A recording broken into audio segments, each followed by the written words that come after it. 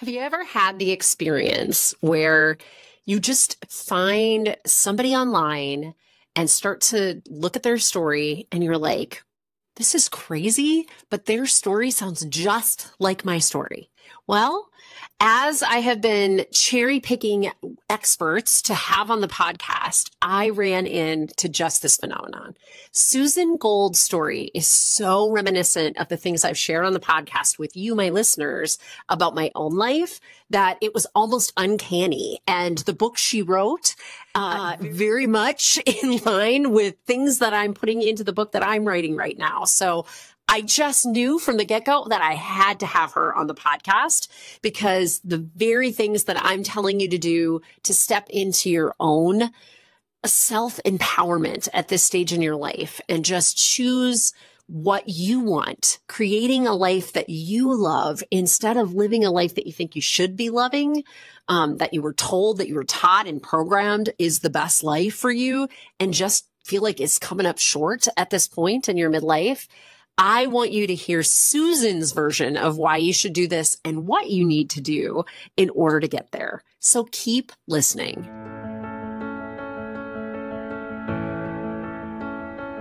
I know your deep, dark secret. You don't like your life. You're a woman in midlife, and for the past 2 decades or more, you've poured yourself in to other people. You've poured yourself into your career, your family, and yet on the inside, you feel broken. And that's no way to be. I'm Dr. Natalie Marr. I'm a clinical psychologist and a life transition expert. It wasn't too long ago that I was in your shoes, waking up in my early 40s thinking I've got 2 failed marriages and I'm a single mom for the second time in my life. And I just knew that I could do better, that I could feel better. Fortunately for you, I have about 20 years experience clinically. And so I've created a method that will help you learn to love your story. I know that the story that you're telling yourself about your life feels awful. And I know that you think that you can't change that. I assure you, you can.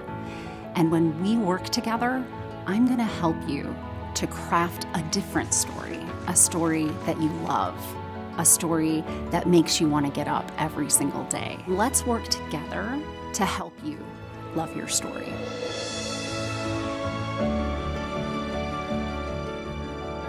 I wanted to mention that during today's podcast, there is discussion of suicidal ideation. If this is triggering for you, today's episode may be one that you want to pass on. Welcome back, everybody. We have a guest on the podcast today, Susan Gold, that I am really excited to introduce you to. So let me read you a little bit about her bio. Susan Gold is magical, navigating ferociously challenging upbringing while braving moving forward as an adult to face ingrained, outdated, and patriarchal programming head on. Listen, you listeners, you know that I talk about this. So Susan is going to share with us her unique perspective in viewing life challenges as occasions for transformation, which I just think is so beautiful. Through her book, Toxic Family: Transforming Childhood Trauma into Adult Freedom, Susan turns the standard paradigm on its head, courageously leading others through her own journey of abuse, addiction, and surviving narcissism, all while creating a distinctly empowering personal and professional life. So welcome, Susan, to Midlife Crisis to a Centered Life Thriving. We love having you here. And I will just start with my very first question that I have for all my guests. Tell us your story. Tell us what brought you here.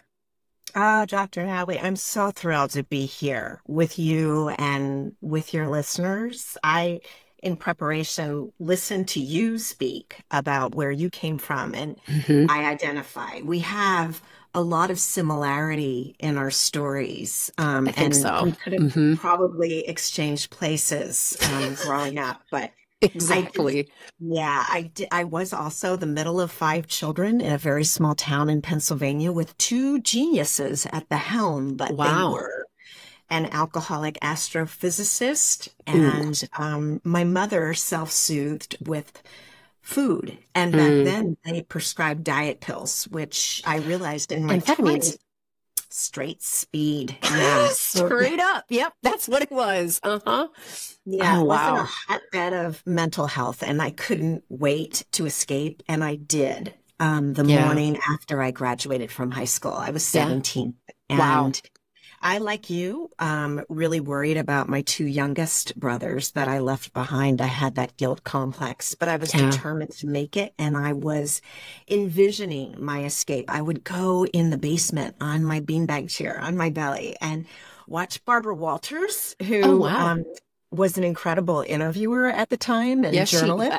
one of the best ever. Yeah. Uh-huh. And I wanted to go to New York City and be like Barbara Walters. And eventually I did make it to New York City. I was working at a large global talent agency. They represented everyone that was anyone in Hollywood and in movies at the time and in music.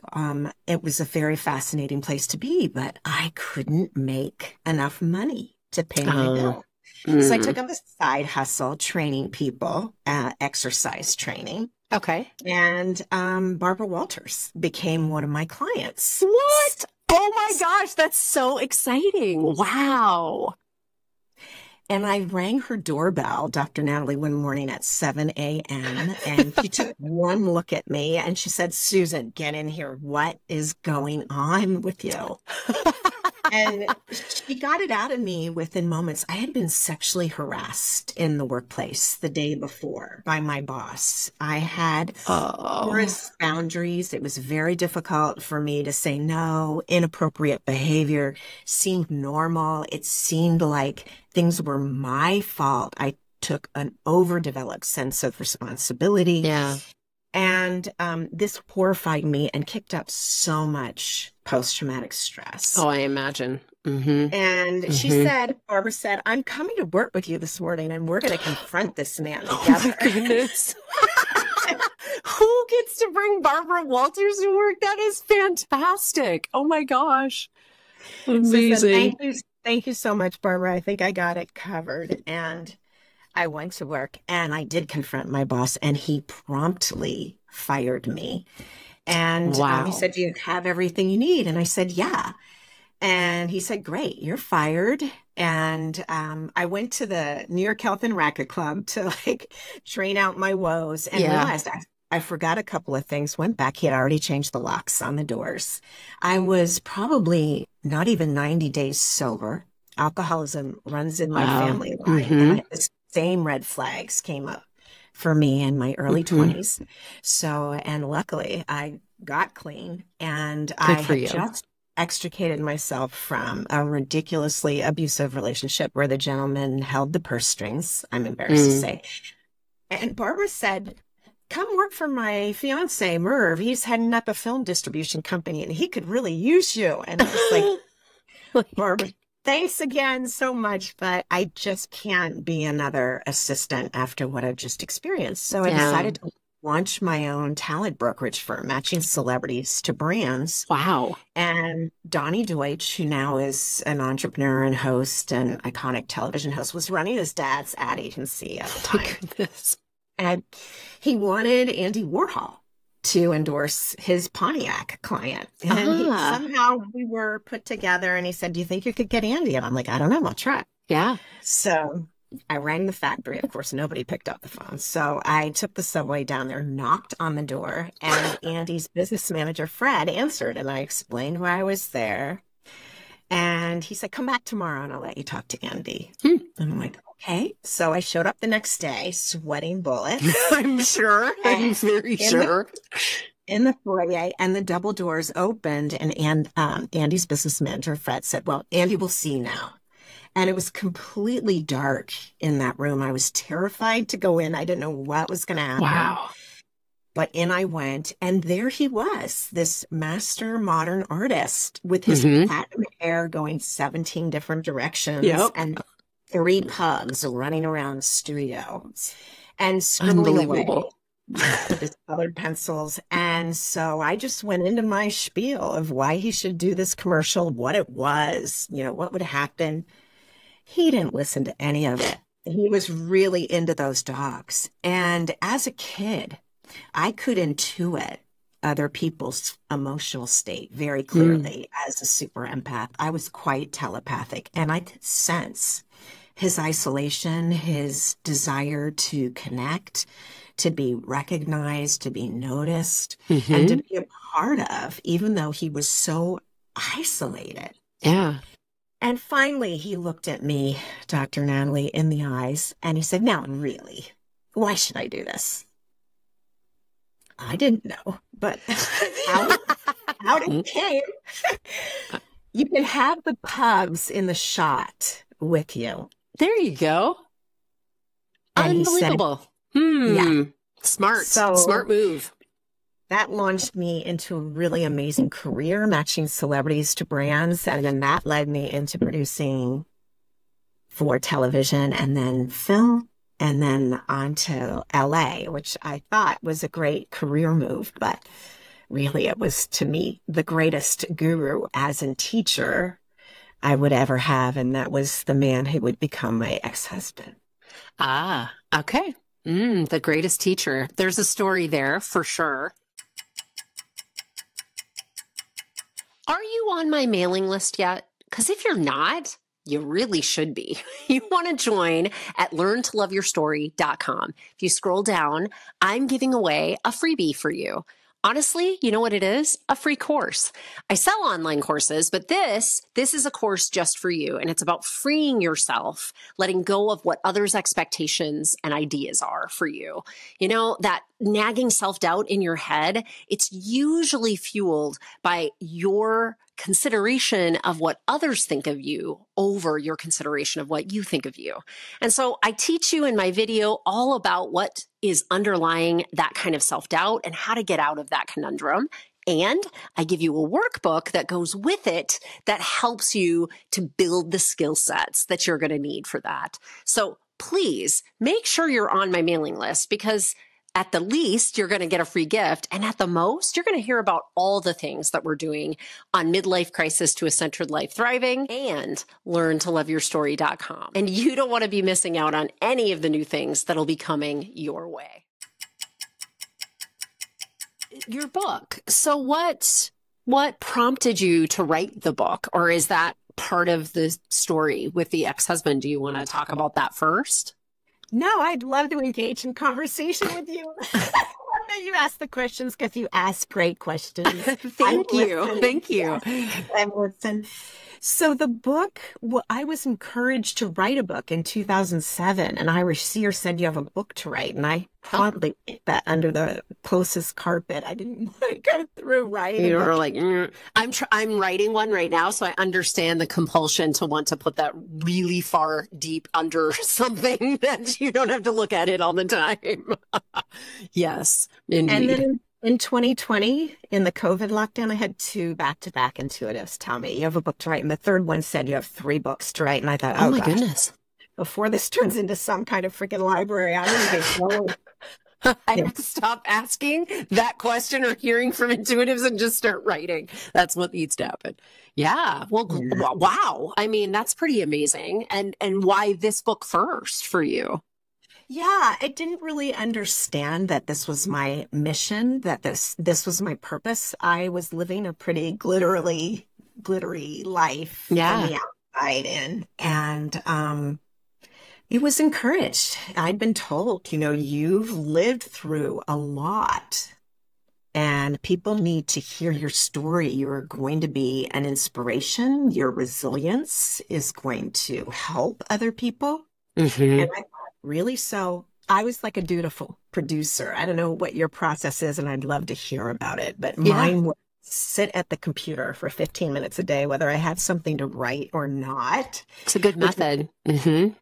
Kind of punishing, though. But it did give me a manuscript at the end of 9 months. And I didn't really feel connected to the story, even though it was my own. And a very wise mentor said, go back and take another pass from little Susie's point of view, the little light interesting, heart that through all this. And that's when I connected with the material. And that's when I felt, oh, there really is something here. I really have had unique experiences. I really have stood up to some pretty challenging circumstances and walked through and seen them with a new perspective as opportunities for growth and for beauty and for self-expansion and evolution. Yes. Yes. Which is remarkable. I mean, given the context of what you have, even just in your little bio about you were in a household with alcoholism, your mom medicated with food, and then of course was given means to deal with that, and the narcissism and all of that, like given the context of what you grew up in, it's hard to write about that, right? It's hard to reckon with it at that kind of really intimate level, which is what, I mean, honestly, it's like writing a diary and then putting it out into the world and saying, hey, everybody read it. Hope you love, like, and then, you know, to recognize in yourself as you went back through it and looked at it, that I have this gift. I have this remarkable gift. Well, many gifts. I mean, you've already talked about your empathic capability that I'm certain came out of that toxic family system. You have a gift of, though, spinning from the negative and, you know, mindset shifting into the positive, into what can be growth, what can be generative from the depths of my despair. How can I kind of expand and grow from this, rather than how is this taking me out in this moment? Like that's a real gift. And why do you think it is that, you know, you were the magical amalgam of things that allowed space for that in your life? Well, thank you for the insightfulness to see that again with the insightful questions, which I really appreciate. You're welcome. So I believe, and maybe I spent too many years in Southern California and I'm full of hooey, but I believe I came into this life with a very specific plan that I wanted to play out. And I believe my family members, my challengers, predators, narcissists, have played their roles to perfection to give me an opportunity to move through these experiences and see them in a new light, because I am now in a place of authentic freedom. What I didn't plan on was my publisher giving me a call like a couple of weeks before the book is coming out to say she was changing the title. My title was Magical Illumination, Transforming Childhood Trauma into Adult Freedom. And she said, there's nothing magical illumination about this. This is about a toxic family system. Oh my God. I mean, she's not wrong, but I mean, it's taking it from your spin on it, and it's, you know, naming it as, I have a lot of opinions about the medical model in our world, in our Western culture, and they definitely like to name things and blame shift. And I like how you have this freedom now. Adult freedom is what you're describing it as, and you really wanted to emphasize that side of it. That's where I'm at too. I'm kind of like, could we call it self-betrayal and self-sabotage? Sure, but I would rather call it empowerment, because I want to see where the growth is, where the generativity is. Yeah, definitely. Oh, that's very surprising. Ouch. And hard, probably, to have stomached that the title was going to shift. I mean, it's one thing to write a book like that, but then to have it published and under that title. But I have to give my family members incredible credit. They've treated me with such respect. And we've all had our experiences growing up in that family home, as you have talked about in the past. It's my sister, who's a couple years older. She feels like she had a privileged upbringing, and she almost feels ashamed of it. My oldest brother, with whom I have the most abuse, his child has almost a complete blackout. Now, I feel that's from trauma. He feels like, I don't, remember. But he read the book, and much to his credit, gave me a call. I didn't even recognize his voice, because he's a complete hero. He's very stoic. And he said, wow, I can't believe you went through what you went through, and I'm sorry I wasn't a better brother to you. And I am really proud of all you've accomplished and the way that you've chosen to walk through this. And why do you have to do this now? I mean, I'll give him credit that he gave you a really remarkable compliment from that. I'm sure that that came as a surprise to you, the way that you're presenting it.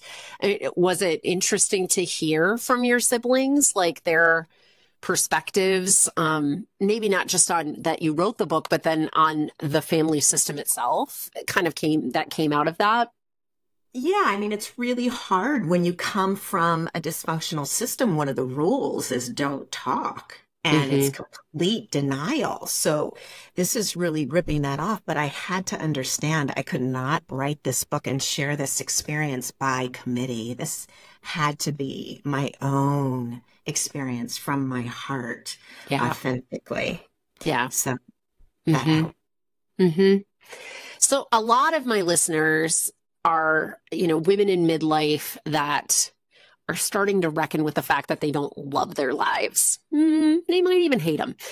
It might be a deep, dark secret, and that's not something that they want to just honestly come by yet, but they're kind of in that stuck place. And I would love to hear more about your second huge teacher, your ex-husband, because I do think that for many of us, there's some midlife crisis, if you want to be conventional about it, but there's something pivotal in a midlife transition that we start to reckon with that earlier stuff from our family of origin. We might not have otherwise, right? But what we're realizing is there's clearly a connection between those two. How I was programmed to be as a child and then how I showed up later in my life are intimately connected and not serving me. And so midlife is then like this place where we can step into our freedom, step into our empowered decision-making to choose differently for ourselves. So if you're willing to share, I would love to hear more about it. And I know my listeners would as well.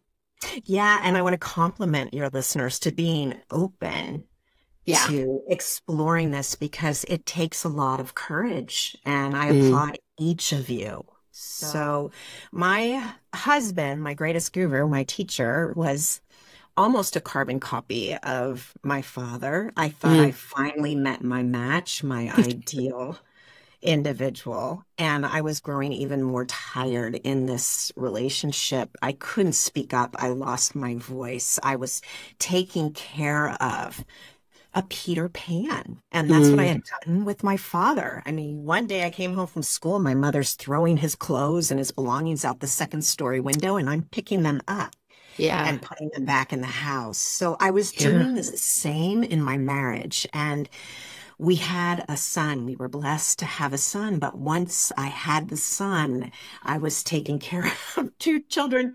I was basically being a single parent within this circumstance. And I was afraid to ask for help. And I'd almost be punished if I did ask for help. Yeah. And there wasn't a lot of integrity when it came to fiscal responsibility, the financials. So I asked my husband, I really wanted this marriage to last, even though I knew it was well beyond the expiration date. And I was crumbling. I was exhausted. I asked him to go to mediation and work out an agreement so there could be some integrity within the relationship. And we got to the last point, and I thought, oh, our marriage is going to be saved. Hooray. And that's when he folded his arms across his chest, and his eyes went in those cold, lizard-like slits. And he said, I'm hiring an attorney and I'm filing for divorce. And the intuitive voice came over my right shoulder and through my heart. And it said, this is the universe doing for you what you cannot do for yourself. Because I just want to say, and maybe someone out there identifies, I knew for a long time that I was carrying way beyond my means. Yes. And this was to my detriment, and I needed to step up and out, but the fear of abandonment was so great. My friends didn't understand it. Here I was very accomplished. I had bought our home in Southern California. Yeah. I had the career. I was making the property taxes, meeting the all the repairs on the home and taking care of And I was terrified to step out of this relationship, but it was done for me. Well, we left that mediation and went back to our home, which quickly became a domicile, not a home. Yeah. This shows who this man was. He took up residence in the master and wouldn't leave the master bedroom. And I, on the other hand, took a mattress across the home into a partial conversion in our garage. And that was the billboard I needed to fall on my head. Here I was. I had bought this home. I had maintained it. I was caring for our son. I was caring for the bulk of the bills. And I was on a mattress on the floor in the garage. So what I did was I went inward. Talk therapy helped me so much get the storyline down. But ultimately, it led me square back to where I was 25 years later. Nothing had really changed within. And it was somatic forms of therapy, really going in and exploring in the body that shifted me on a cellular level. So I made that partial conversion in the garage a monastery. And I went within and I held no contact because I believe my husband may have been an alleged narcissist. And the more you engage, the more that backfires on me. So I held no contact, and I have been a long time meditator. I went on long-term meditation retreats where there was no talking and there was no eye contact. And I used that tool for the calendar year it took to reach the divorce settlement. I was able to write him his 6-figure check, and he was able to go on to his next victim. And when I describe this scenario, most people say, what are you, what? Like, he's your greatest guru? What? Your teacher? Well, I mean, for people who don't see this as something that's an opportunity, the way you're describing it, that's how they respond to that. They're like, what? No, he's awful. Why would he be your teacher? So tell us, why is he your teacher? We want to know. There were many times that I wanted to speak up and rail against what appeared to be injustice and the lack of integrity. But I needed to be in that circumstance for that calendar year to truly see the authentic identity of this man who I loved and nurtured and supported for a decade. And what it taught me was that I did not live from the inside out. I was living from the outside in to get love. And what had to happen was that all had to fall apart. Yes. And I had to stick my neck out on that chopping block and be terrified like I've never been terrorized before. Yeah. To go within and to find that piece of love and authenticity within myself that I will protect with all my might now and appreciate. And that's when I really learned self-care, self-love, and how to live from the inside out. And the miracles just keep coming. Yeah. Thank you for sharing. And if you can unpack a little bit for you when you say I lived outside in, what does that look like? Because I think I know, or at least I think I know exactly what you're getting to there.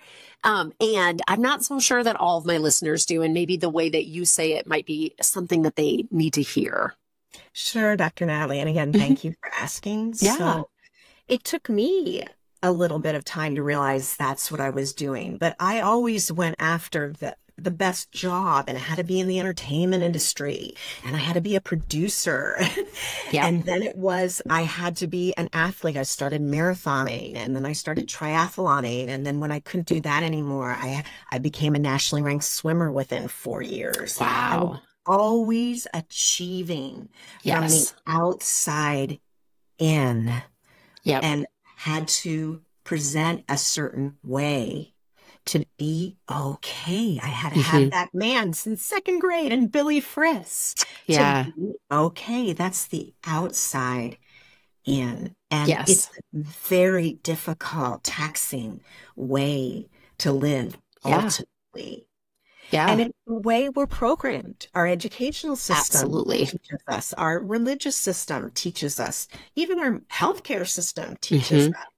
Mm-hmm. And it wasn't until all that was stripped, including my ability as an athlete. I think it was about a year after my husband left and I had taken the house down to the studs, and that little conversion in the garage became its own guest suite. And I earned half my mortgage and my taxes and my insurance. Like, life got so much better, but I was still numbing some of the pain of the abandonment through overexercise until I couldn't walk around my block. And I had to take another look. Wow. Yeah. Yeah. So there still was some residual ways in which you were trying to escape the pain. And that was one of the ways that you used, was over exercising. Yeah. And I think I'm so grateful that crumbled because I was bludgeoning my body even worse than perhaps it had been bludgeoned in that home that I had grown up with, where there was abuse of every type slathered in every crevice. Right. But this is what I knew. Just push on and achieve. And I dive in that pool when it was, 38 on deck and 76 in the water, and just be cold and numb and vulnerable and just keep going. You can do it. And you know what? Just do it. No, take that and put it right in the trash. I need to learn. Especially for somebody who is in that performative, external, hustling for your worthiness, that and just do it are toxic together, right? Like, it's just not a way to live. It's a way to be performative and to give away your power to external forces to tell you if you're enough. And so it's a constant hustle that is not attainable. There is not enoughness when externally is the power that tells you if you're enough or not. So the journey really for you is to bring it internal, right? And to become, fall in love with yourself and become fiercely protective in your self-care of the person and the body that you're in, so that you can enjoy a life instead of just feeling like you're that performative being all the time. Yeah, the gerbil on the wheel. So exactly. I got off. And you can too, whoever's listening. Possible. What helped you recognize the over exercising, just the not being able to move? I mean, like, your body just kind of said, and we're done now. Yeah. Okay. I knew. I mean, it was insanity. I would, be in the pool at 5:30 a.m. and then I'd be throwing weights, kettlebells in the gym at 9. And then I'd be walking the dog 3 times a day, and at hot yoga a couple times a week on top of all that. Yeah. So wow. It's enough. And then, you listen when that all of a sudden your hip is not cool. No. Yeah. When your body says, and we're done here, like, there is no not listening. You just, at that point, you have to listen, which, I mean, I think is another gift of midlife, is our margins are real narrow, if we have them at all at this point. So you really can't overtax your body. You really can't, you don't have the social currency in beauty and other things to kind of cover things up. And so you're going to have to reckon at some point with, do I want to be on the hamster wheel, or do I want to create the rules that make my life worth living? Yeah. And I'm so grateful I'm on the other side, because it's just so taxing to live the other way. And it's okay to surrender, and it's okay to find peace in other ways. I mean, now I walk, I hike, I'll swim a little bit. Not like I want to swim, but yes. But it sounds like a whole different mindset around those exercises is for self-rejuvenation. Exercise is for self-care. It's not performative. It's not like I have to, if I'm not hurting, then I must not be doing it right, which is a mentality that you can get into pretty easily in our culture. Yeah, I hope so. If you were on, talking to one of my listeners who's on the other side of this, what's your advice to her if she's feeling kind of stuck and just needs to take that first step? Well, first of all, it's okay to be stuck. It's okay to be right where you are. And that is part of the process. Mm-hmm. And these addictions, quote unquote, are very difficult to break. But brava for you that you are starting to feel and understand that you are stuck. Mm-hmm. And thank goodness for Dr. Natalie and her podcast, because they are showing you each episode that it is possible to shift out of it. And you deserve support because you have value, you have worth, you have purpose, and you too can walk through this and then help the next person behind you. Come on through. Mm-hmm. I mean, I think that even just the demonstration of choosing you and choosing a life that works for you instead of is performative and externally driven by other people, that itself is a permission slip to anybody that you touch, right? This is why I'm so passionate about helping women, as a woman in midlife, know very well how many people we touch on a regular basis, and that we have our hands in the pots of taking care of, generations above us, but also younger generations. And so if I can help even one of you, then I can help a lot of you, right? Because I know that becomes a permission slip to other people to start to kind of question some of this programming that we've had. And it really sounds like you, Susan, that's what you are about, is just kind of helping people have that compassionate lens as they're looking at their life, and then challenge a little bit of the programming that has gotten you to where you feel stuck at this point. Yeah, the programming is vicious. So, and it does take a little bit of time to wake up to it, but once you see it, there's no going back. Yeah. But again, you're in a totally new place. It's not even close to the container you've been living in. You're now on this expansive street with this incredible vista. Yes.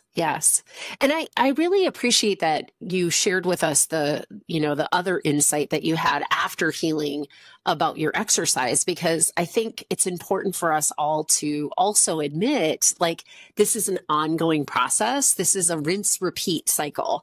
So you don't get on the other side and now you've arrived and everything will be roses from this point forward. What you've arrived in is a new lens, a new way of looking at things and behaving and interacting with things.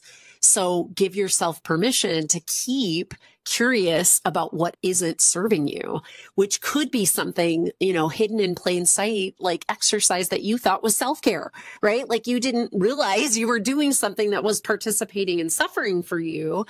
And yet the lens that you switched into after that divorce really helped you to be able to kind of reckon with, there might be other ways that I'm still kind of participating in the programming that's not serving me and need to choose otherwise. And that's the beauty of really facing whatever issue is in front of you. If I could share how much willingness to change, an open surrender to change, to see things differently, to embrace it, to embrace the challengers and the challenges as gifts of evolution and change. Yep. It makes life so much more comfortable. Totally. Absolutely. I'm 100% behind that. And that's really where we should feel comfortable in our life. I mean, it should feel good instead of, what's the next thing on my to-do list? I was coaching with somebody just recently where we were talking about this, like how much as you're making this switch, you do sit in a agitated state. When you're coming from old programming and moving into this new life that you're choosing for yourself, you're going to have kind of some old reels, to date myself, go through your head of, feeling guilty, like I'm taking time for myself, or, this doesn't feel right. I'm not doing things performatively or on the to-do list. I'm just doing them because they feel good for me.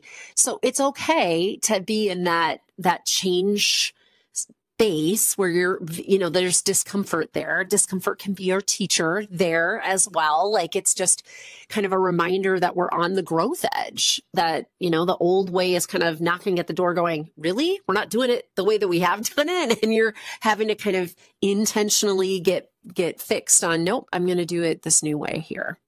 Yeah. It's really an expansive, again, gift. Yeah. Right. And then to really feel it and to embrace it. Wow. Yes. Yes. What do you think was one of the biggest challenges for you, as far as you say that you knew ahead of having the gift of him asking for a divorce? You knew that marriage you knew going into the mediation, probably not, like, this shouldn't be saved, and yet I'm going to give it my all because I'm doing that performative thing. Tell me what the biggest challenge was for you, pushing past wanting to continue to be performative in that old programming. Huge fear. Fear of failure. I didn't want a marriage failing with a child involved. I didn't want to replicate what my parents had demonstrated. Yeah. I wanted to do things differently. And then the abandonment piece is so to the core of my being that I didn't really want to face that. I didn't want to walk through that. I wanted to be cared for and soothed and supported. And I kept going to the hardware store for that loaf of bread, expecting it's going to be there. And it wasn't. And it wasn't there. Major surrender to all of the fear. And it was hell. I'm not going to lie. Yeah. It was really uncomfortable. And the last 2 months of that process, things whipped up, as they often do when you're divorcing someone who may be a narcissist. It whips up because the game is over. The scenario, the jig is up, and they know it, and they get desperate. And I turned the anger inward. And suicidal impulses and ideations started to come up. So I assigned a friend for each day of the week, all 7 days. And I committed to check in with the assigned friend and commit. Was I suicidal? Was I not? Was I okay? If I was suicidal and the person didn't answer the line, I would commit to go to the next person. Wow, good for you. That carried me through the end of that period. So you may have to use some pretty tough tools, but I promise you there is support and there are people that understand what you're going through and that can help you through the process. Yeah, of course. And you shared that therapy was huge during that. And I wouldn't advise anybody to go through, a difficult season like that without having great amounts of support around you. So not just go to therapy, but like you said, really tapping in to the social support network that you have, to those friends and family, those people that really love and adore you. And they're going to be doing some heavy lifting during that time. And that calls up guilt for us. And I promise you would be the person on the other side of that if they were going through it, right? So these are those systems where it's not even in any given moment who's getting what at what time, but these are those kinds of relationships where there's always that reciprocity across, and they're giving it to you and you'll be giving it to them, or have at some point. Absolutely. And if that gives you the courage to move forward, use it. Use it. Use what you've got. Yes, definitely.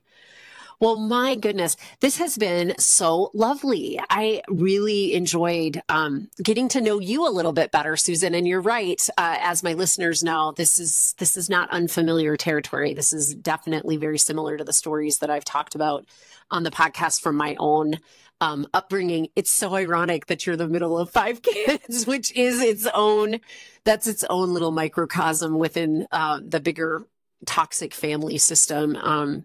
That I'm sure we could delve into someday if you want to come back on. I'm curious, where can my listeners find you? What would you like them to know about what you're doing, what you're up to? And of course, I'll always keep links in my notes so that my listeners can get to you easily. Okay, well, you're so gracious, and I just want to put a plug in for your 20-week course that you have coming up. Thank 'Cause it you. sounds Yes. delicious and yummy and transformative. Mm-hmm. If anyone feels called and you feel like you'd like to connect, just go to my website, susangold.us. It's all there. We can have a Good. conversation. And then I'm just nurturing a YouTube channel. So there's lots of free videos there. And I'm sharing my own experience growing up in a toxic family system. So what that really meant and what it means in adulthood by very specific Thank you. Thank you for sharing that too, because I think the collective voice of those of us that have been through that healing journey and are sharing it is definitely transformative to the right ears when people have been through this, but just are still in that challenged space where the fear is bigger than they are. And they just, they just need a little hand to pull them across the line, I think. So thank you for doing that as well, for putting that stuff out there, for putting out your book. And I am looking forward to the next 2 books that the one empath or intuitive said that you need to be writing or getting on top of. But thank you so much for being on the podcast today. It was just a pleasure having you. It was really lovely to be here, Dr. Natalie, and Yes. I hope that your platform expands because you deserve to be seen and heard all across Thank the you. country. Well, I hope it does too, because I want to make sure to help all of my listeners find that centered life thriving.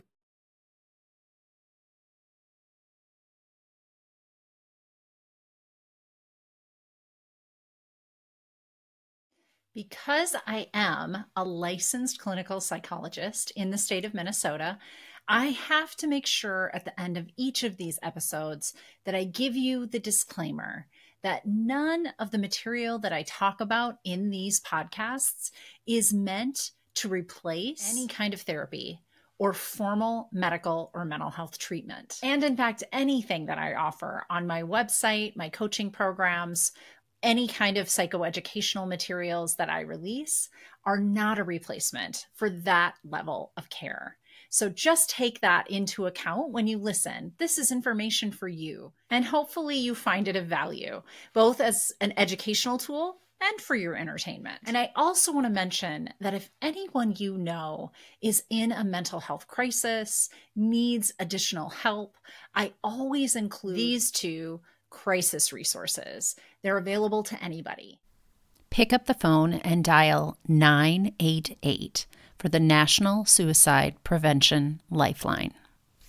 And you can always visit their website at suicidepreventionlifeline.org. Additionally, there's actually a crisis text line. So if you're not somebody that likes to pick up the phone, text HOME, home, to 741-741.